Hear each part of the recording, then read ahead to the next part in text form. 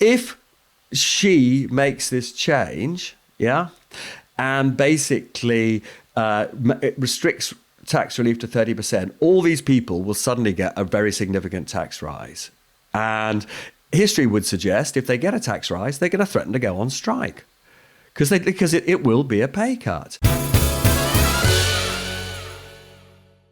Hello and welcome to The Rest is Money with me, Steph McGovern. And with me, Robert Peston, here in Brussels. Yeah, you're in Brussels. Tell us what's going on. So you'll remember that Keir Starmer has repeatedly talked about needing to reset relations with the European Union. And this is his first, I suppose, big initiative in all of that. He's here to see the European Union Commission President, Ursula von der Leyen. He's here to see the President of the EU Council, Charles Michel. And this is supposed to be an important first step towards improving the sort of terms of our relationship with them. I mean, I've been talking to people out here. Their concern is, here we are, actually genuinely months into this government now, and they feel they haven't had enough detail. Yeah, it's not, though, a chat to go back into the EU, though, is it? Which some people would be like thinking, I really hope this is a reversal of Brexit, but it's not that on any level, is it? Not remotely. Keir Starmer is absolutely clear. I mean, look, you'll remember, I think it cost him quite a lot of votes. You'll remember just before the general election, he basically said there was no chance of rejoining the EU or having a referendum, I think he said in his lifetime, which massively upset quite a lot of people who might have voted Labour. It probably contributed to the fact that its share of the vote, despite the fact it won a landslide in the House of Commons, there's a fair amount of evidence that its share of the vote actually slipped a bit because a number of really ardent Remainers thought, well, we'll vote Lib Dem or Green on that basis.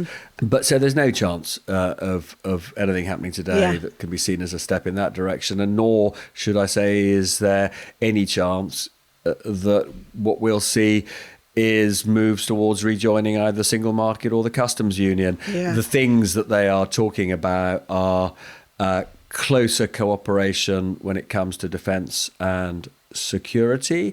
I think even that may turn out to be more controversial than Keir Starmer would like it to be, in the sense that from the EU side, what they'd like to see is institutional structures set up, actually sort of formal processes for sharing information and making decisions. And, in Britain, those sorts of formal institutional structures are always seen sort of warily by Eurosceptics.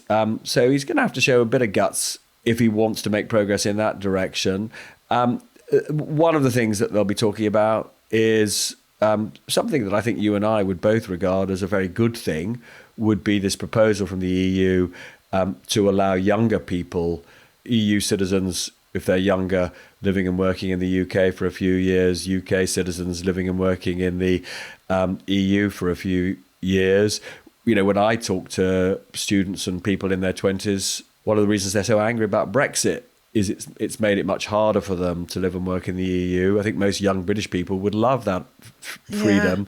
Keir Starmer has been very wary of committing to that. In fact, he's basically been hostile to it because he's totally fixated on what it would do to the so-called migration numbers, even though this is not proper migration. There looks as though there may be a compromise, and maybe we will see the shape of a compromise after these meetings today. Yeah, really interesting. Well, we'll have an update on that, I'm sure, on the next podcast. So obviously we're in conference season. We've had you've been in Liverpool and Birmingham, haven't you, over the last week? What's that been like? Because there's been various headlines obviously coming out of it, as there always are, but what's it felt like on the ground? Surreal is, I think, the best way I put it. Well, because, Labour win this historic landslide in terms of numbers of seats in Parliament. But the mood at Labour was sort of anxious, grumpy, even slightly gloomy. What? Whereas at the Tories, which I've literally just left to come to Brussels, they had their worst result in terms of share of the vote for something like 120 years, and yet it was like one non-stop party. Everybody was just sort of stunningly jolly. I don't know if it's just that life as an underdog? Is it because in real life, if you're the underdog, you've got more optimism, you've got more of a fight in you, and you've got less responsibility because no one's cares as much about you. Well, I mean, I certainly think when it comes to sort of those who were ministers, it's amazing how liberating having the cares of responsibility in office lifted from you. And maybe if you're a member, you sort of think, oh, well, we're no longer in charge. We can say and do what we like. Yeah. So maybe they're just liberated by the absence of having any responsibility for the future of the country for a few years. But somebody put it to me like this. They said, it's a bit like somebody you love dies. You're dreading the funeral. You go to the funeral, and then at the wake, you all get pissed. And that is such a weird analogy. I think there was a bit of an element of that sort of goodbye, old friend. Now let's all get drunk. Yeah. Do you know what I was thinking about? The last Labour Party conference, I remember you saying on this podcast about how there'd been a real strong sense of business attendance at it, way more than the Tory conference. You were talking about like a real feel that business felt kind of, understood and felt like Labour important, Labour were going to win. But this year, it's been kind of the opposite, hasn't it? And in fact, quite a few of the headlines have been about businesses complaining they didn't get enough from the Labour Party conference. They paid something like £3,000 per head for this specific business day at the conference, but they're saying they had to queue for drinks and food because the room wasn't ready in time. They didn't get enough time with ministers. Instead, they were talked at for 4 hours from the stage. They, moaned about Rachel Reeves' speech being live streamed, and they were saying, all of their answers from Rachel Reeves and Jonathan Reynolds, Business Secretary, were constrained because of the budget. So they've had a good old moan about it. What's your sense of all that? Are they right to be mourning? Well, they certainly are grumpy. I mean, talking to a number of them, you pay that kind of money because you think you're going to have personal contact with the people who are making decisions. And, the fact that they were broadly kept at arm's length doesn't really create amazing goodwill. They'll also have spotted that there's a sort of hierarchy. So I've also just been in New York for the UN General Assembly with Starmer, where he did have face-to-face meetings with some really big fish in the world of finance, from sort of mega, private equity businesses like Blackstone, for example, where he is seeing them one-to-one. But if you are a British business person, as opposed to a mega American, sort of American mega bucks. If you're a British business person, there was a slight sense at Labour conference that Labour were taking them for granted now, and not taking any care to listen to what they have to say about their concerns. I mean, both businesses and Labour have a shared interest in trying to make the country more prosperous. Labour keeps talking about how it wants these businesses to invest more, but they can't, frankly, count on that if they're not prepared to talk directly and talk directly to them and listen to them. I mean, at the Tory conference, frankly, there were fewer sort of business people in general, and fewer sort of grumpy business people. Simply because expectations had been set so much lower. I mean, as soon as you're out of office, the kind of business people who turn up are those who might want to donate money to the party because they sort of believe in the Tory party and want to help it to rebuild. But there's no longer much point in turning out to influence things. We were talking in the last podcast, weren't we, about confidence and how people are feeling at the moment about the economy. And I noticed this week we had the Institute of Directors, their economic confidence index, which of course, measures business leaders' optimism. And that was pretty dire reading as well. It doesn't feel great at the moment, does it? And I really thought when Labour came in, we were going to have at least, 6 months of feeling, yay, right, we're going to get on top of things and things are all going to get better in the longer term. But it just feels quite miserable at the minute. Is that the sense you're getting, Robert? Well, this very much plays into the point that, a previous guest on this show, Andy Haldane, formerly of the Bank of England, has been making, which is that what governments say about the state of the public finances, state of the economy, whether governments exude optimism or pessimism, has a real economic impact. It's what Keynes talked about as animal spirits. And I mean, one of the things that is potentially going to be difficult for Rachel Reeves and Keir Starmer is data that shows that as we went into the election, confidence and indeed economic growth was slightly on the rise, not massive, but there's been a slight recovery. Subsequently, as they've been doing all their doom and gloom stuff, the 22 billion black hole, blaming the Tories for leaving the worst mess ever, warning of tax rises. Since then, there has been a blow to both consumer and business confidence. And, we've seen a rise in saving by consumers, which people tend to do when they're feeling a bit anxious about the outlook. And we've seen, as you say, these surveys of businesses saying that they're now being a bit more cautious about doing the one thing that Labour is desperate for them to do, which is to invest more. We've got the budget coming up. We keep talking about what's going to be in it. Everyone's always guessing at this point. We know, and we've said this several times in the podcast, the Labour Party don't want to increase income tax, national insurance or VAT. So we've all been speculating about what that means. They will have to increase. We've talked about capital gains tax. We've talked about things around inheritance. But you've been finding out a bit more on that, haven't you? Where are we at now in terms of what we're expecting? Have you got any gems of wisdom or info you've managed to get out of anyone? One of the things that has upset many British people was that the first sort of big thing that they announced that wasn't in their manifesto was to take the winter fuel allowance away from older people, and it's been a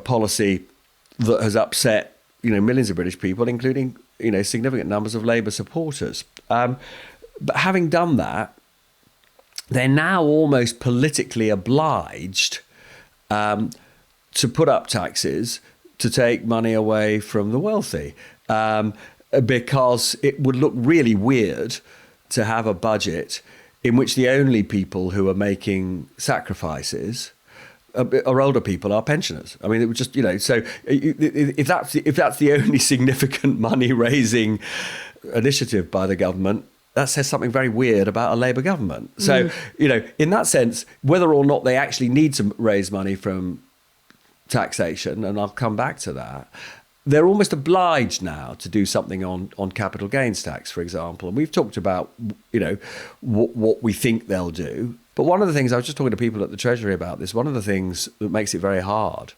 is HMRC thinks that you can't raise the rate of capital gains tax very much before you start to actually lose money. Yeah. Because either people find other ways of sheltering their capital gains, or they move abroad and to become subject to the capital gains tax regimes in other countries. So we have a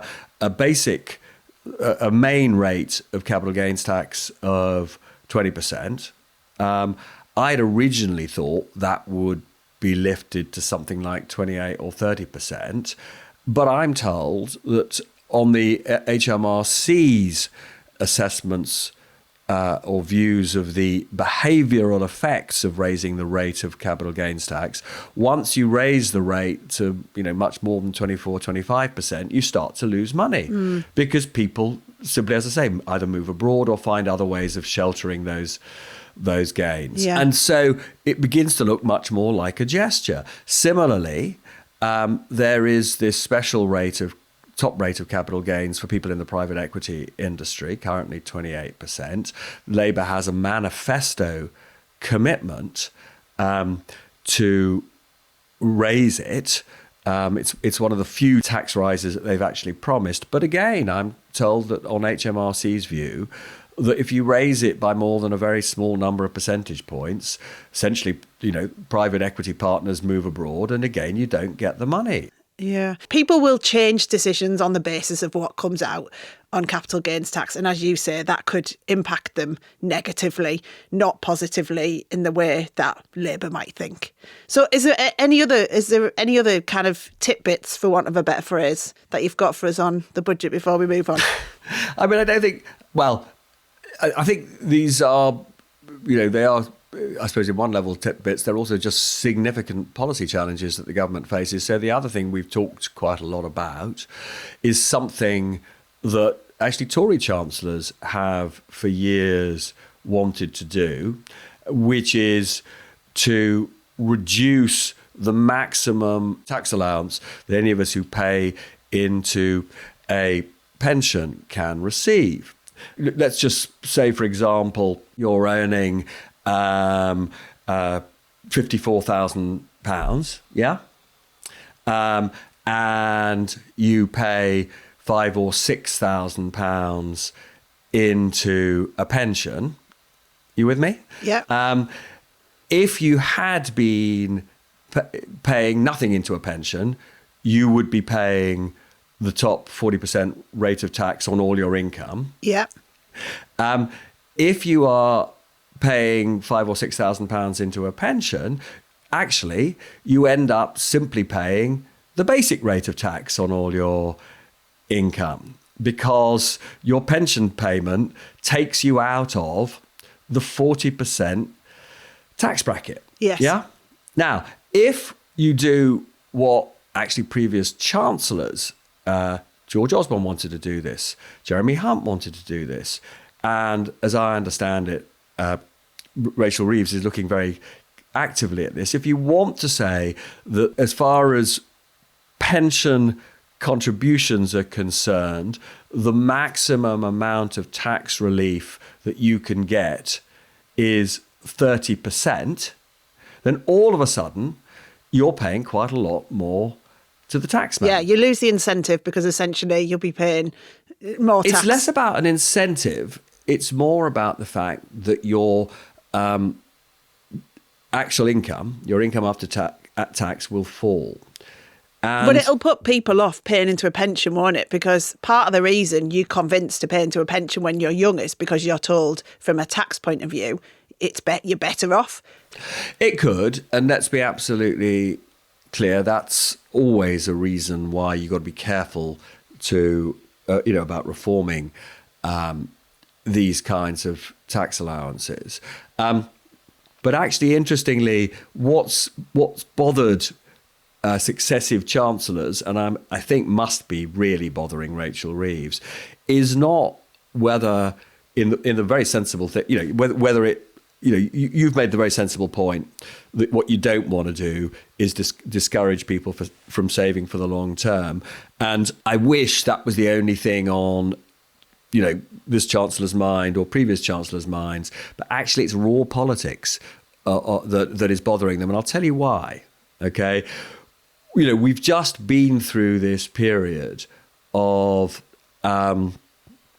massive industrial unrest, strikes, strike after strike after strike in the public sector. Yeah. And appalling industrial relations in the public sector. So whether it's strikes by doctors or nurses or civil servants, they brought the country to a standstill in the dying days of the last Conservative government. And this government is desperate to have better relations with public servants who, certainly in terms of sort of headline rates of their pay, have had their real incomes massively squeezed over the last 14 years. All right, so the real incomes of public servants, whether doctors, nurses or civil servants, massively squeezed over the last 14 years, teachers too. But they do have fantastic pension rights. If you work in the public sector, it's the only job left where you get what's called a final salary defined benefit pension. where if you work in the public sector, when you retire, you get a fantastic gold-plated pension that actually, in some cases, can be equivalent to your entire in-work salary. You can't get deals like that in the private sector anymore. Yeah. Okay. So these are very valuable. That's sort of number one. But number two is there are enormous numbers of public sector workers who, because of their pension contributions, currently pay basic rate tax. If she makes this change, and basically it restricts tax relief to 30%, all these people will suddenly get a very significant tax rise. And history would suggest if they get a tax rise, they're going to threaten to go on strike because it will be a pay cut. And so do we really think Keir Starmer wants to see, nurses going on strike, doctors going on strike, civil servants going on strike because the pension reforms have made these people significantly poorer again? Yeah. So I think they're slightly having kittens about this. I mean, this is one of the reasons why Jeremy Hunt and George Osborne didn't do it. And I suspect when it comes to it, Rachel Reeves is going to look at it and think, "Oh God, do I really want to, go back to that world where every public sector worker is going to down tools?"